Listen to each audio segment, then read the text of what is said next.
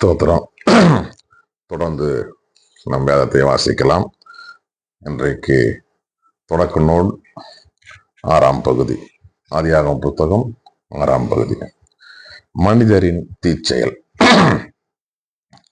மண்ணில் மனிதர் பெருகத் தொடங்கி அவர்களுக்கு புதல்வியர் பிறந்த பொழுது, மனிதரின் புதல்வியர் அழகாக இருப்பதை தெய்வ புதல்வர் கண்டு தாங்கள் தேர்ந்து கொண்டவர்களை எல்லாம் மனைவியரை ஆக்கி கொண்டனர். அப்பொழுது ஆண்டவர், என் ஆவி தவறிழைக்கும் மனிதனில் என்றென்றும் தங்கப் போவதில்லை, அவன் வெறும் சதைத்தானே, இனி அவன் 120 ஆண்டுகளே வாழ்வான் என்றார். தெய்வ புதல்வர் மனிதரின் புதல்வருடன் சேர்ந்து அவர்களுக்கு குழந்தைகள் பிறக்க அக்காலத்திலும் அதற்கு பின்னரும் மண்ணுலகில் அரக்கர் இருந்தனர். அவர்களே பெயர் பெற்ற பழங்கால பெரு வீரர்கள் ஆவர். மண்ணுலகில் மனிதர் செய்யும் தீமை பெருகுவதையும் அவர்களின் இதய சிந்தனைகள் எல்லாம் நாள் முழுவதும் தீமையையே உருவாக்குவதையும் ஆண்டவர் கண்டார். மண்ணுலகினில் மனிதரை உருவாக்கியதற்காக ஆண்டவர் மனம் வருந்தினார்.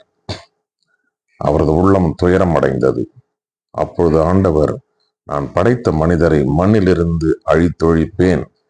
மனிதர் முதல் கால்நடைகள், ஊர்வன, வானத்து பறவைகள் வரை அனைத்தையும் அழிப்பேன். ஏனெனில் இவற்றை உருவாக்கியதற்காக நான் மனம் வருந்துகிறேன் என்றார். ஆனால் நோவாவுக்கு ஆண்டவரின் அருள் பார்வை கிடைத்தது. நோவாவின் வழிமரபினர் இவர்களே. தம் காலத்தவரில் நோவா நேர்மையானவராகவும் குற்றமற்றவராகவும் இருந்தார். நோவா கடவுளோடு நடந்தார். நோவாவிற்கு சேம், காம், எப்பேத் என்னும் 3 புதல்வர் பிறந்தனர்.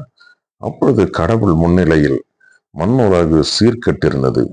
பூவுலகு வன்முறையால் நிறைந்திருந்தது. கடவுள் மண்ணுலகை உற்று நோக்கினார். இதோ, அது சீர்கெட்டு போயிருந்தது. மண்ணுலகில் ஒவ்வொருவரும் தீய வழியில் நடந்து வந்தனர். அப்பொழுது கடவுள் நோவாவிடம் பின்வருமாறு கூறினார், எனது முன்னிலையில் இருந்து மனிதர் எல்லாரையும் ஒழித்துவிடப் போகிறேன். ஏனெனில் அவர்களால் மண்ணுலகில் வன்முறை நிறைந்திருக்கின்றது. இப்பொழுது நான் அவர்களை மண்ணுலகோடு அடிக்கப் போகிறேன். உனக்காக கோபர் மரத்தால் ஒரு பேழை செய். அதில் அறைகள் அமைத்து அதற்கு உள்ளேயும் வெளியேயும் கீழ் பூசு.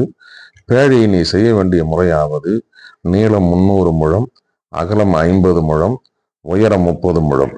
பேழைக்கு மேல் கூரை அமைத்து அந்த கூரை பேழைக்கு 1 முழம் வெளியே தாழ்வாக இருக்கும்படி கட்டி முடி. பேழையின் கதவை ஒரு பக்கத்தில் அமை. பேழையின் கீழ்த்தளம், நடுதளம், மேல்தளம் என 3 தளங்கள் அமை. நானோ வானுலகின் கீழ் உயிருள்ள எல்லாவற்றையும் அழிப்பதற்காக மண்ணுலகின் மேல் வெள்ளப் பெருக வர செய்வேன். மண்ணுலகில் உள்ளவையெல்லாம் மடிந்து போம்.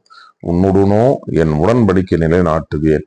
உன் புதல்வர், உன் மனைவி, உன் புதல்வரின் மனைவியர் ஆகியோருடன் நீ பேழைக்குள் செல். உன்னுடன் உயிர் பிழைத்துக் கொள்ளுமாறு சதையுள்ள எல்லா உயிரினங்களிலும் இருந்து வகைக்கு 2 பேழைக்குள் கொண்டு வா. அவை ஆணும் பெண்ணுமாக இருக்கட்டும். வகை வகையான பறவைகள், கால்நடைகள், நிலத்தின் ஊர்வன ஆகியவற்றிலிருந்து வகைக்கு 2 உயிர் பிழைத்துக் கொள்ள உன்னிடம் வரட்டும். உண்பதற்கான எல்லா வகை உணவுப் பொருள்களையும் நீ எடுத்து சென்று சேர்த்து வைத்துக்கொள். அவை உனக்கும் அவற்றிற்கும் உணவாகட்டும். கடவுள் தமக்கு கட்டளையிட்டபடியே நோவா எல்லாவற்றையும் செய்து முடித்தார். இன்றைய நாளில 6ஆம் பகுதி தொடக்க நூல் வாசித்து முடிந்தாயிற்று. கடவுளுக்கு மகிமையும் ஆட்சிமையும் உரித்தாக. வேதத்தை தொடர்ந்து வாசிப்போம். கர்த்தர் நமது குடும்பங்களை ஆசீர்வதிப்பாராக. ஆமென்.